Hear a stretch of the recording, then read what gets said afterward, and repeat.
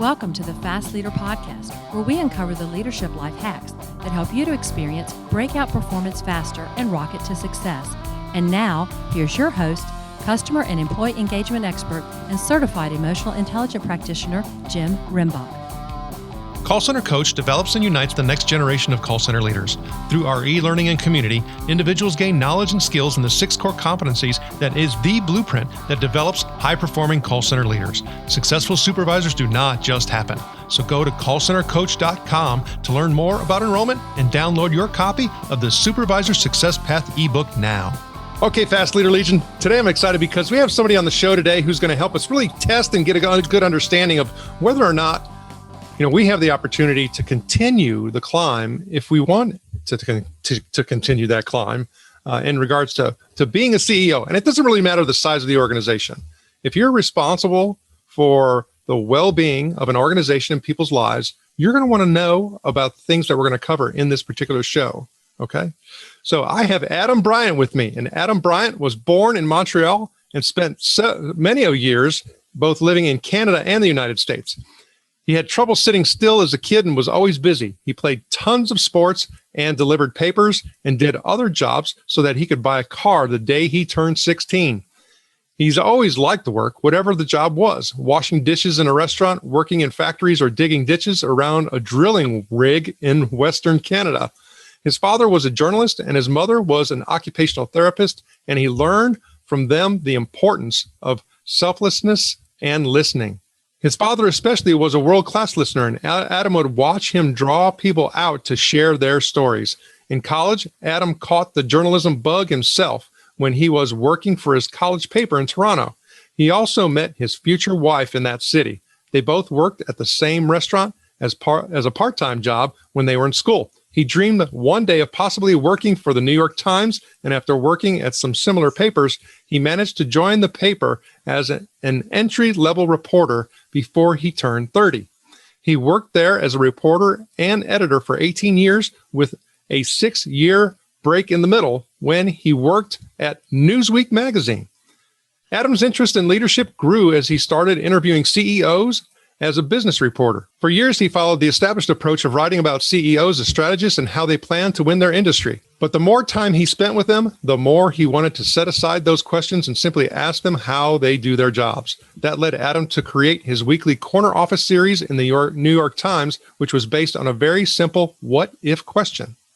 What if he sat down with the CEOs and never asked them about their companies, and instead asked them about the most important leadership lessons they learned over their career? That initial idea led to more than 600 interviews with leaders from all walks of life and 3 books, including his latest, The CEO Test, Master the Critical Challenges That Make or Break All Leaders, which he wrote with former Amgen CEO Kevin Scher. In 2017, Adam left the New York Times to join American Company, an executive mentoring and leadership development firm, as managing director. He and his wife currently are living in New Orleans, where their 2 daughters are both ER nurses. Adam Bryant, are you ready to help us get over the hump? I am. Hi, Jim. Thanks. I'm glad you're here. Now, you and I have had the opportunity to talk a couple times before doing this interview, and I'm really excited for us to get into the different aspects of being a CEO that were, of course, covered in the book, and some of those that were not, because when you start thinking about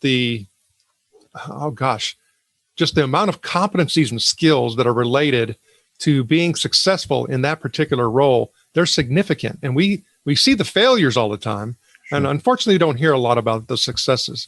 So when I start thinking about this book, I also start thinking about impacting the customer and customer experience, because that's the differentiator this year. I mean, that's all organizations are having to contend with, quite frankly. Yeah. So how is what you're going to share with us today going to impact the customer experience?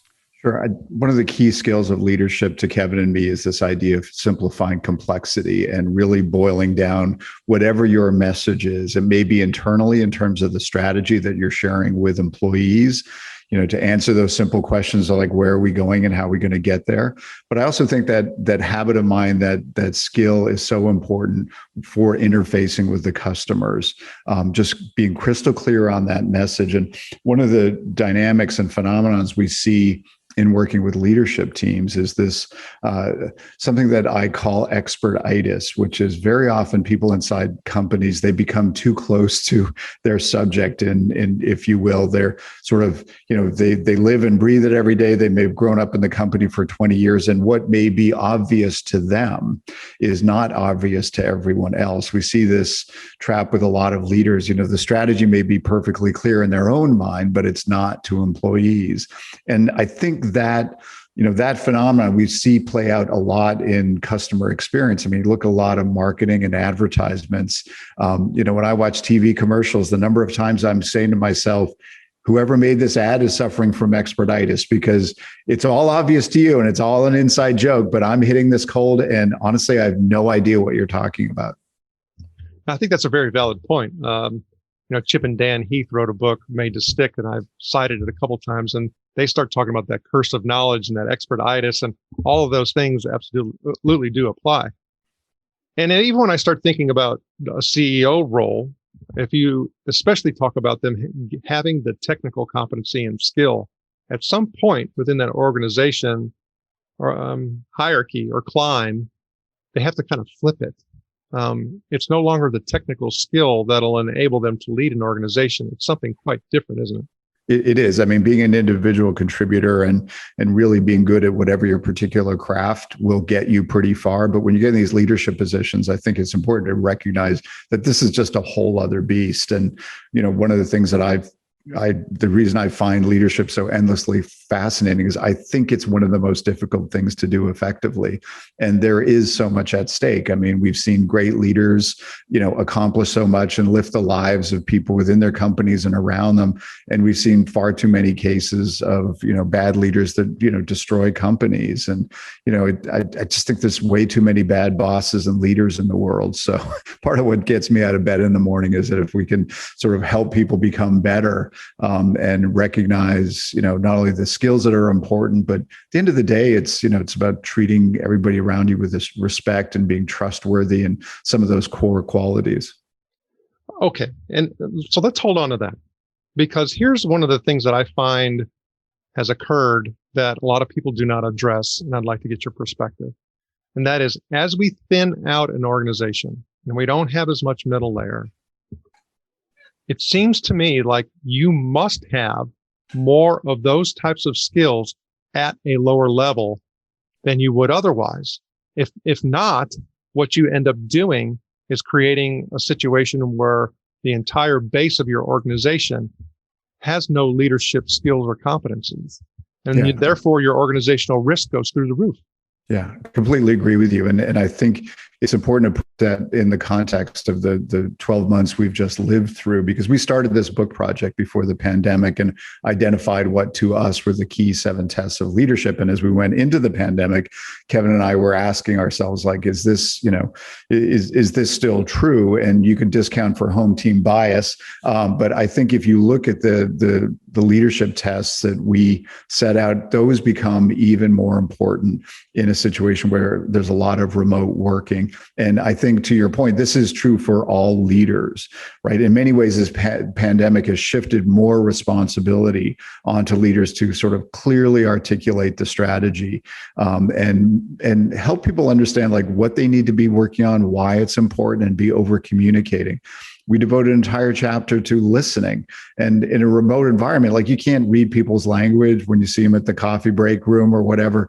And so listening and not just sort of in the moment hearing the words, but, watching all those cues, the body language, that simple question of like, how are you, has become much more meaningful.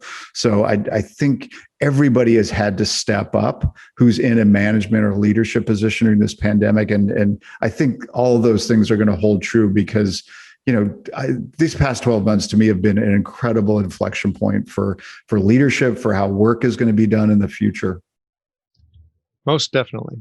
And so we're going to get into that a little bit more. But before we do, I have to ask the question, How do Russian nesting dolls help you write this book? So I'm a big fan of metaphors and things like that sort of help, create an mental image. So the reason Kevin and I started using the idea of Russian nesting dolls, when we first started the project, we spent a lot of time in front of whiteboards. And when you are tackling a subject as big and sprawling as leadership and leadership challenges, it's pretty easy to get like about 300 things on the whiteboards pretty quickly, right? So then you start asking yourself, okay, once we identified the frame, the questions we wanted to ask and answer in this book, like what are the critical challenges that make or break all leaders? Then what we found was a good tool for winnowing that as we started looking for patterns and things like that. Then we would ask ourselves, okay, that's an important idea, but that idea actually nests inside this other idea. So that's why it was such a useful shorthand for us, because again, like master the challenges. I mean, that was part of the discipline. We talked earlier about the importance of simplifying complexity, and we wanted to do that ourselves, to take a complicated topic like leadership and simplify it and really say, like, these are the 7 things. If you are going to invest time and energy and effort to becoming a better leader, our argument is that you're going to see the biggest return on that investment by focusing on these 7 things. And again, we'll get to the 7 things in a moment, but before we do that, tell us a little bit about your co-author, Kevin Scher. Sure. So Kevin was the CEO for a dozen years of Amgen, the big biotechnology giant that was just recently brought into the Dow Index, grew it from about $1 billion to $16 billion, almost entirely through organic growth. He's got a remarkable background. I mean, McKinsey, General Electric, when he was in his mid-20s, he was the chief engineer on a fast attack nuclear submarine. And he's got that kind of brain. And it's important, to sort of understand Kevin's brain, like just think about that, being in your mid-20s and having to know not only like every part of a nuclear sub and how it works, but everything that could go wrong and how to fix it in a hurry. And so he's got this ability. I mean, what I find so intriguing about him is that he has this laser-like ability to get to the essence of an issue. Like you can ask him about anything and he'll say, these are the most important 3 things you need to know. And it's like, yeah, that's pretty good.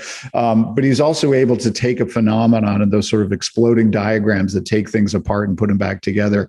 That's kind of the way his brain works. And it was just a great partnership. I mean, when you sign up to write a book with somebody, I compare it to, it's like getting married to somebody before you really start dating that much, because you never know how it's going to turn out, right? But the beauty of it was that I brought the breadth of my 600 plus interviews to the table, and he brought the depth of his leadership experience on boards. He's taught leadership. He's mentored about 20 executives into new CEO roles.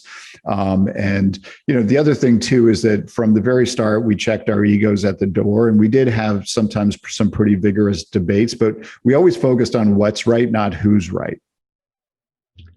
Very important distinction, even in your own home. Exactly. Well put. Okay, so, but we also have to kind of think about from an individual perspective, right? I mean, this isn't, an entire group that we're looking at here. I mean, we really have to be able to take it, self-identify, self-assess, self-adjust, all of those types of things. So how do leaders face their own individual CEO test? And one of the things to be clear is that, the book is called The CEO Test, but it's not just for CEOs. In many ways, we tried to flip the lens because CEOs are often studied as if they are a subspecies of the human race, right? And we said, that's not true. They're kind of like everybody else. The job in many ways is similar. Like, yes, there are things that are somewhat unique to the CEO's role, but we flipped the lens and said, okay, what are the leadership challenges that all leaders face, from the person running a team of 10 people to being a CEO of a 500,000 employee company? So that was part of the focus of it. And in presenting these 7 tests, I think what readers will find is that they can reflect on it and ask themselves, how good am I at this? You don't have to be 10 out of 10 on all 7 tests, but there's going to, because people have their strengths and weaknesses, but there's got to be a threshold level of competence that you have to have. And so things like strategy, I mean, the first chapter is about this phenomenon of being able to simplify complexity, and the way that is manifested is in strategy, which is kind of a difficult topic for so many leaders and companies that, I've certainly found in my consulting work. I mean, that simple question of like, what is your strategy? It would seem to be, pretty easy, but a lot of people have trouble answering that in a very clear way because they either play it too high in altitude or they get down in the weeds and they're too granular. So, and we provide not only identifying the phenomenon, but, between Kevin's stories and the stories and insights and tips and tools and frameworks and approaches I brought to the table from all my interviews, I think people will get a sense, okay, here's a playbook on what I need to do as a leader. And hopefully they'll kind of use it as a mirror for themselves. Like, am I good at this? Can I be better? So that was the goal from the start. Okay. So as you're talking, I start going back and visualizing in my head those 300 items that were sitting on that whiteboard, and you're going through and you're trying to nest and do all that. And there was a part of the book where I started looking at, some of that, I guess you'd say, cleansing of that list as well. Things that we really aren't going to cover, for whatever reason. And I noticed that, resources, expenses, capital, people, managing board of directors, investors, regulators, customers, products, services, those things aren't in there as far as these CEO tests. So I have to start looking at one of the things that I deal with a lot with people that are part of my call center coach academy and having them to develop competencies to be better leaders at the front line. And those that lead the front line is business acumen. So, I mean, am I led to believe that business acumen isn't as important, and we should just therefore not necessarily focus as much on that? Not at all. And I would invoke our Russian nesting dolls, because the first chapter, and there's a reason we put it as the first chapter, because setting a clear strategy really is the cornerstone of the foundation of any successful organization. And to set a good strategy, it has to be based on business acumen, understanding not only your business, your competitors, where the future is headed for your industry. So to me, that's like a classic example. Well, that nesting doll that you just mentioned, it's in there. Got it. That's very helpful, because going back to that scenario of looking at the flattening of organizations, is that people at the front line need to understand and have that competency of business acumen more than they've ever had it before, because of even talking about the pandemic and people being more remote, and at that we can't help those people who are, remote and out there in the periphery understand how they're connected to the organization and the business impact that they have. We're going to have a problem. Yeah, exactly. And, we need to acknowledge there's literally thousands of leadership books out there, and many of them have plenty of merit. I think part of it, understanding the phenomenon of leadership, which again is so big and sprawling, is being very clear about kind of different types of leadership books, because there are some that focus on the sort of, the qualities and innate or learned skills of a leader. They sort of take, okay, this is CEO's brain, let's break it down, and what are they good at? And there's, that's certainly one approach, but we sort of set that aside and really just focused on this idea of like, what do leaders do? ... And how do they do it? And what is the playbook for doing that well? I mean, the book isn't a kind of philosophical treatise about what leadership is. And we're not engaging in kind of cookie cutter formulas, because I think that's a really dangerous approach in leadership, because leadership is also about infinite variables, even as much as people try to simplify it, because once you start accounting for your personality and all the collective and individual personalities of the human beings you're managing and the context in which you're managing, like that's an ever-shifting 6-level chessboard. So I always break out in hives when people talk about like leadership theories, because that implies they're static and they work in all cases. And we all know they don't. I love that you say that, because it brings back this one story that a colleague of mine who was an academic professor shared with one of her colleagues who was literally a rocket scientist. Because in society, we all talk about things being difficult, meaning that it's rocket science, right? And we discount it by saying, hey, it's easy. It's not rocket science, thinking that rocket science is just really difficult stuff. And she's an organizational behavior professor, and she says, Okay, rocket science, huh? She goes, let me ask you a few questions. She goes, well, if I know the thrust of my rocket, the gravitational pull, where, all this other stuff, she goes, can I, figure out with a lot of precision exactly where that thing's going to land? He goes, yeah. He goes, we can tell you exactly where it's going to hit. She goes, try to do that with people. Nothing more complicated than human beings, right? I love that story, and it's something that was told to me 20 years ago. Oh, it's so great. And I'll just never forget it. Okay, so now let's figure out what these 7 CEO tests are. Okay, so they are: can you develop a simple plan for your strategy? Can you make the culture real and matter? Can you build teams that are true teams? Can you lead transformation? Can you really listen? Can you handle a crisis? And can you master the inner game of leadership? Okay, so one of the things that we like to do here on the show is we can't get into depth in all 7 of these. And so it's like, okay, that's people need to get the book, right? Get it a little bit deeper into each one of these. So for us, if we could highlight and really look at 2 that seem to have the most significant impact or that people struggle with the most, what 2 do you think they would be?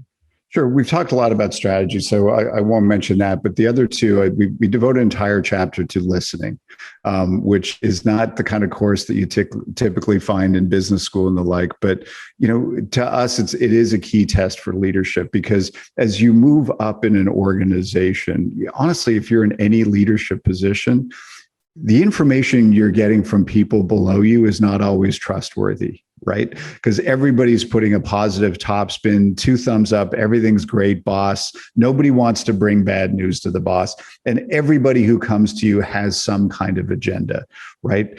And so the first step for all leaders is understanding that they are in a bubble, right? And that the information they're getting it should be suspect. And they should also tell themselves, like, there's stuff happening on my team, in my organization, that I don't know about. So the first step is recognition.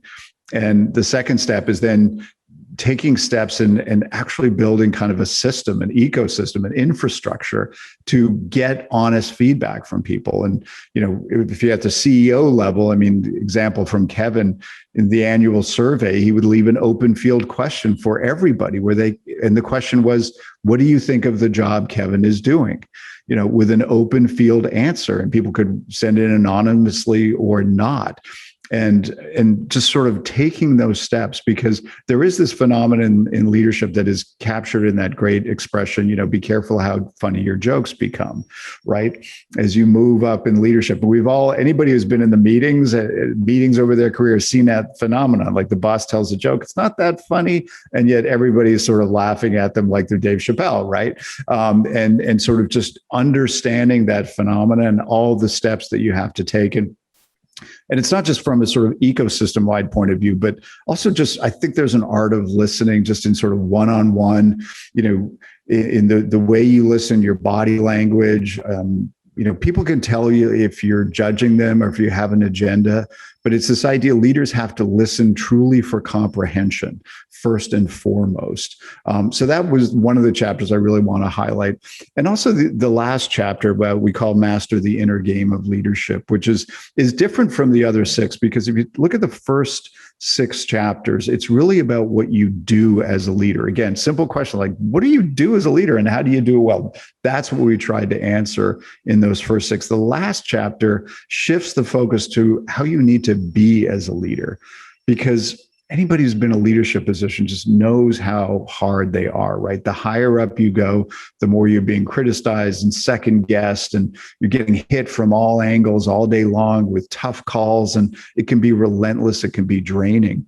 And, part of the challenge of the leadership space is that if you listen to enough leadership advice, you start realizing it's all contradictory, right? Lead from the front, lead from the back, never let them see you sweat. You got to be vulnerable, you're humble, but you got to be confident, and you got to create a sense of urgency, but you need to be patient. And it's just like, at some point it's like, the poor golfer suffering from paralysis by analysis, right? It's hard to, swing the golf club when you're trying to remember 50 things. And so one of the key insights of this chapter is all those contradictions. You shouldn't approach them as an or proposition. Is it this or that? You need to approach it as an and proposition and understand that those are the paradoxes of leadership. They exist for a reason. And once you sort of recognize that, okay, this idea, should I do this or that? Well, the answer depends on the context. And it might be both given at different times of the day.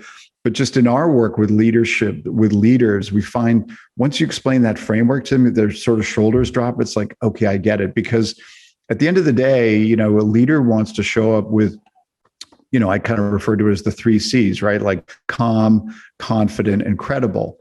And how can you do that in a truly stamina-driven, relentless job? And part of it is just being able to sit back and kind of find that center point, that balance point, and then flex as you need to, depending on the circumstance. As you're talking about that, I started thinking about really all levels of an organization and even outside of an organization. I'm sitting here thinking, if I'm even an individual, running my own business, and I'm the only one, and I'm working with partners and vendors and things like that. A lot of those things still apply. I see it, right? I see people talking about mindset. I hear people talking about, all of those things that you're referring to. So I start thinking about paths and pathway and acceleration, because there's a lot of diversions, along the way. So are you saying that this book is really something that will help with all that acceleration piece and, clearing all the clutter? Yeah, in the first chapter, we talk a lot about setting strategy, and we share this framework that I first heard from Dinesh Paliwal, as a former CEO of Harman International. Sorry, and it really makes the most sense to us because he's got this 4-part, 1-page exercise of like, come up with a summary statement of what you're trying to achieve. What are the 3 most important levers you've got to pull to achieve that? What are the 3 or 4 biggest challenges you face in overcoming that? And finally, how are you going to measure success? And to me, it really resonates with all our clients, and it has this clarifying, impact that you just described. And a lot of this is manifested, inside leadership teams and organizations. And the simple question, like, what are your priorities, right? Because when we ask leadership teams in our work, sometimes they'll come, it's like they'll show us a list of like a dozen things, right? And we all know that's too many. As Jim Collins said, if you have more than 3 priorities, you don't have priorities. And if I had a magic wand, I would probably get rid of the word priorities from the business lexicon. And the reason is because the way priorities are a little squishy, right? And to me, the poker tell, if I'm looking at a team's priority list, one of the patterns that I've noticed is that how many bullet points start with the same 2 words, which is continue to? Because if you're saying you need to continue doing this, is that a priority? And that's how those lists get really long. And so to me, get rid of the word priorities and substitute the word outcomes. Because that clarifies, the question, whether it's 12 months from now, 2 years from now, what do we need to achieve for, at that point, us to be able to look back and say to ourselves, we had a good year.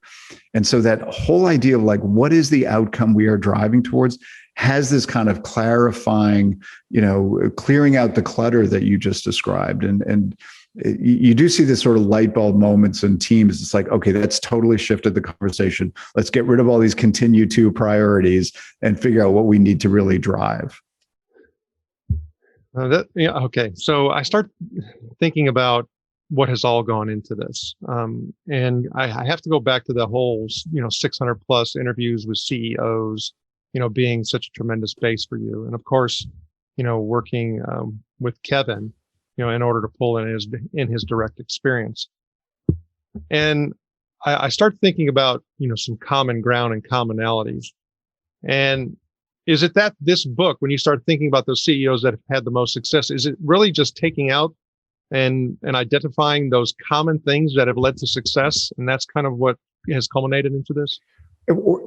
Yes, and also the challenges. I mean, what's been interesting is my third sort of data set, if you will. There's kind of my own experience with all the interviews that I've done, Kevin's experience, but there's a third source of insight. So in my consulting firm, we have this bench of 35 mentors here in the US. They're executive coaches. They're all former CEOs or global business leaders. I have interviewed every one of them, and I always ask them the same first question, which is like, in all your engagements with the clients that you mentor, and these are like C-suite executives, what are the biggest challenges that they face that you talk to them? And, through that, the patterns emerge. And usually it's like, what is your strategy? And tell me about your team. And that's, so again, that sort of reinforced this idea, like, these are the things that make or break all leaders. There's plenty of books out there that say why leaders fail. And there's plenty of books about why leaders succeed. But this idea of like, what are the break points? To me, it's sort of, it has provided this kind of forcing function. And then we tried to take the next step of not only identifying them, but say, and here's how to do it well, based on everything that we've learned.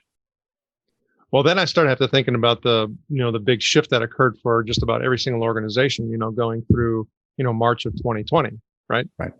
So if I start thinking about all this data, all this information, these different data sets, all these interviews and connections, did anything change? I mean, or did it galvanize some of the things that you've already identified? Yeah, to me, it just magnified the test. And these 7 tests, I mean, we devote a chapter on managing through a crisis, and we identify the kind of 2 categories of crises, the pandemic being one kind of those. But this whole idea, in the pandemic, clarifying the strategy and people's priorities so that when they're working at home, they know what they should be doing, being able to listen. How do you create a culture or reinforce the culture you have when nobody's in the office anymore? I mean, some companies, like, yes, it's hit a lot of companies hard, this pandemic, but some of these like cloud companies, they've been in hyper growth since last March. Right. So how do you onboard new employees when they never meet their colleagues in person?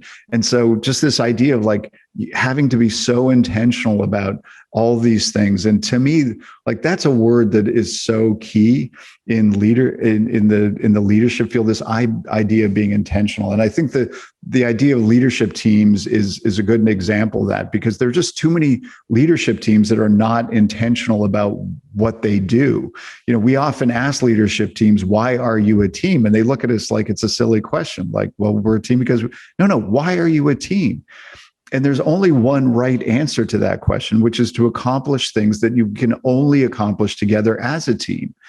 Because without that sort of intentionality, it defaults to what we've seen too often, which is like most leadership team meetings, like the CEO's at the head of the table, people go around the horn, do a report out on how they're doing. Everybody's waiting their turn and stealing glances at their phone under the table, right? That's the default. So unless you're intentional about, as a leader, saying, okay, we're a team. This is why we're a team. This is how everybody has to behave with each other. And this is my role within the team. Having those explicit conversations is going to make the difference. So as you started talking about that and threw that out there, I started thinking of what I remember being called as the BlackBerry Bob when Blackberries were popular. It'd be like, right. Looking at seeing what was going on. Right. Okay, some people can text without looking at the screen. Yeah, exactly. All right. So when I start, looking at this from all these different angles and start looking at the shifts and start looking at what it was galvanized, and what I need to focus in, one of the biggest, I think, opportunities that exists for all organizations, and it's been written about and we covered a lot on the Fast Leader Show because of its importance, is creative thinking and innovation. So here's the reality. When I'm stuck in today, I have a difficulty thinking about tomorrow.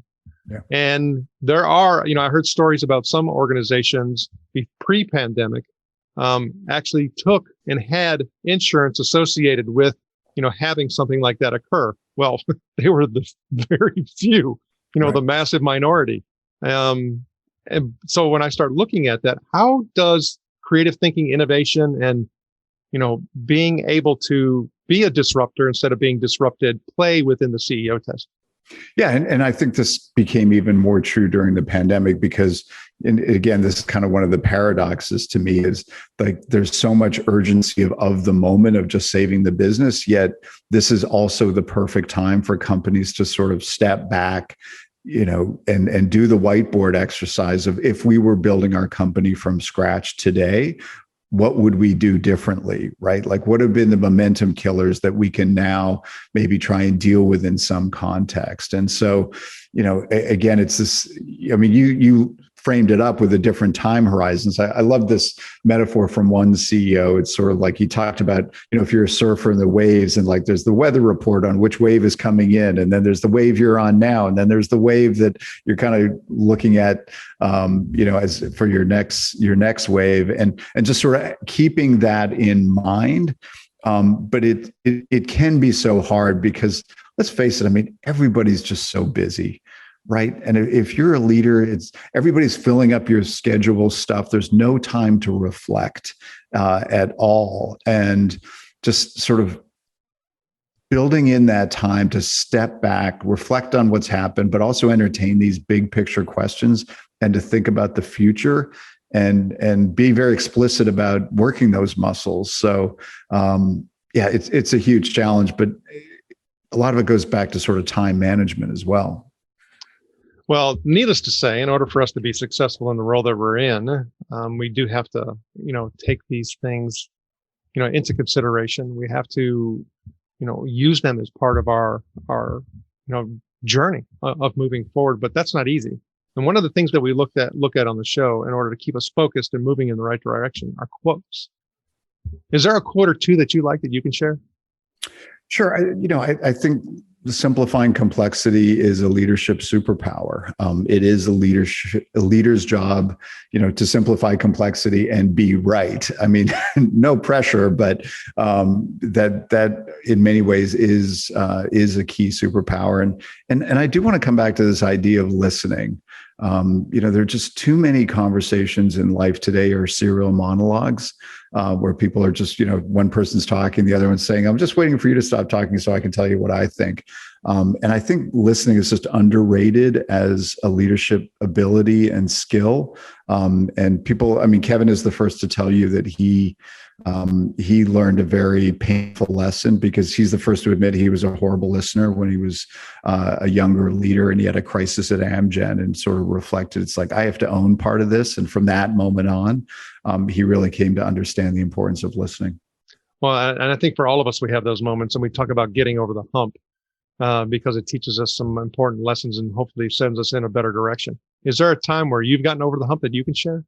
Yeah, I gotta say, I mean, I've written 3 books, and writing a book to me is like the hardest thing, right? Because you're starting with a blank page. You have to kind of conceive this big idea, and it's almost like a house blueprint you have to build, and especially in the leadership space. So, just with this book, I mean, all in all, it was kind of a 3-year project, but there's a lot of time just getting the framework right on the front end. And to me, the lesson that I learned myself in this is that you can be so convinced that you're absolutely right on something. Because I had this moment, it was literally months of trying to get the framework right, and I had this moment, and I remember it so vividly, like what I was doing, what the weather was like.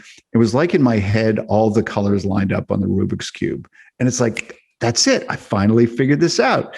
And I was energized, like I finally solved this problem.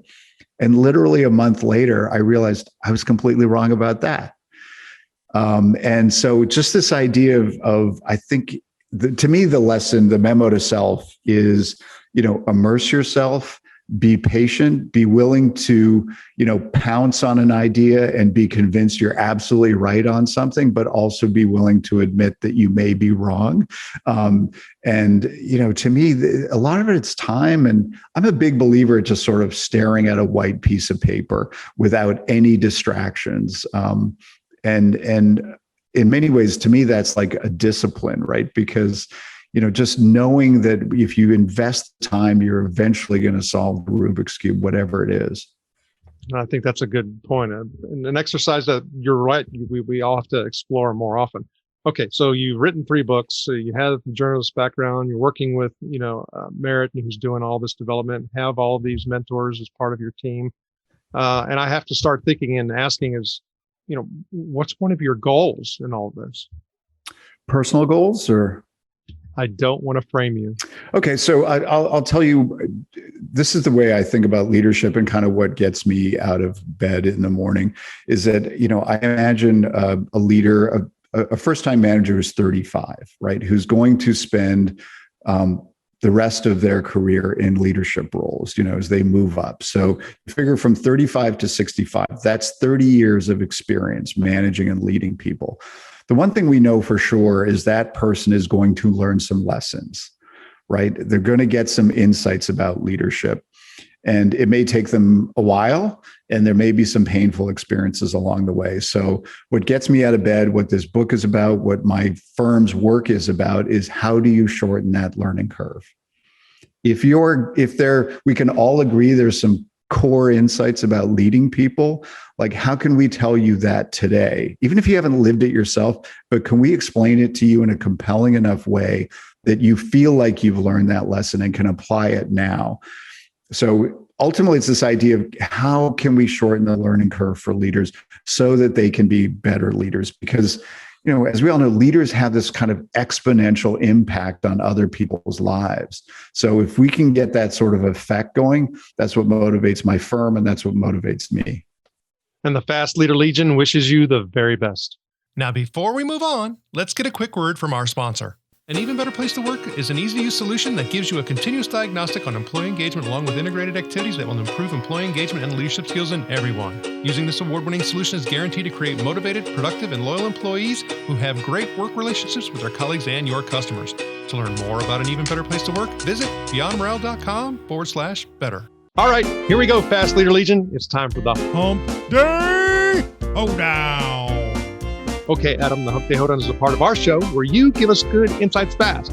So I'm going to ask you several questions, and your job is to give us robust yet rapid responses that are going to help us move onward and upward faster. Adam, Bryant, are you ready to hoedown? I'm ready. All right. So what is holding you back from being an even better leader today? I'm working on compartmentalization, just this idea of focusing on what I'm focusing on at the moment and not worrying about other stuff. It's something that, I've always wanted to get better at, and I think the best leaders can do. It just sort of helps with focus. And yes, there may be some other issues they're dealing with, but they've been able to compartmentalize it. So that's what I want to be better at.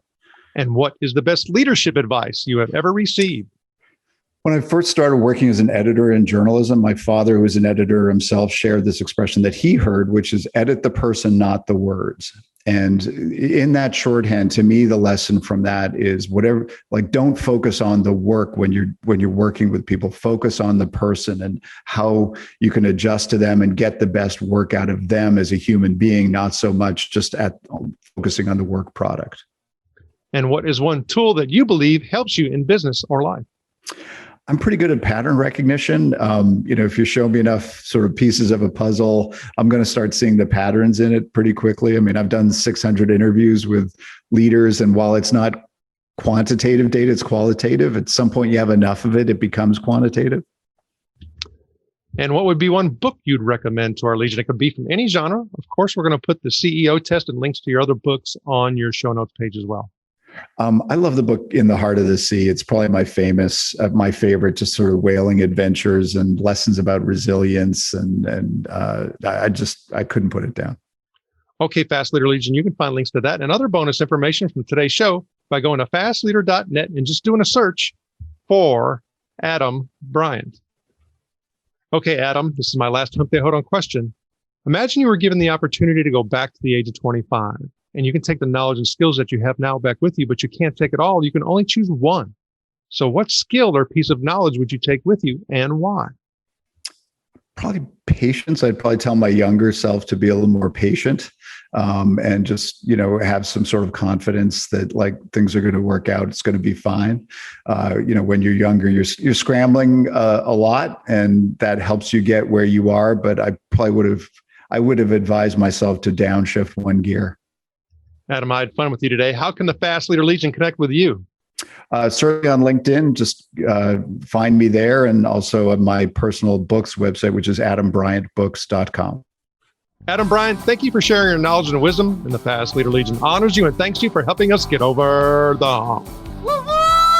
Thank you for joining me on the Fast Leader Show today. For recaps, links from every show, special offers, and access to download and subscribe, if you haven't already, head on over to fastleader.net so we can help you move onward and upward faster.